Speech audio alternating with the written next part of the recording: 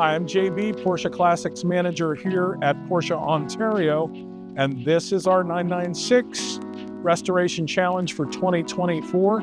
Wes Bridges, our lead mechanic, is going to go over what we're doing to the car mechanically.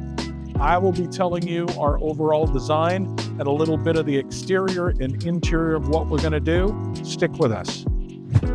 So we're getting to the heart and soul of any sports car, the engine. In addition to your regular maintenance like fluids, filters, and spark plugs, we'll be doing a lot of preventative maintenance.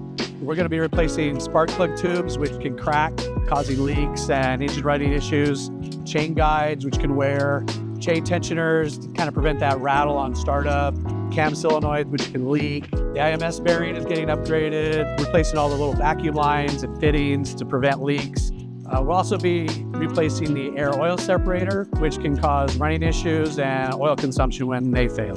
All right, so that's the mechanical part. This is going to be kind of the aesthetics and body part of the car.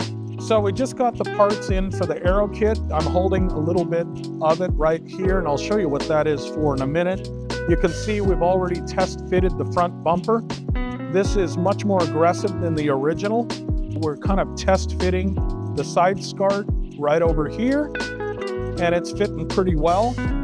And then this little part will go right about here like this. The bumper's missing, of course, but you can kind of see the continuity of what that Aerokit will do.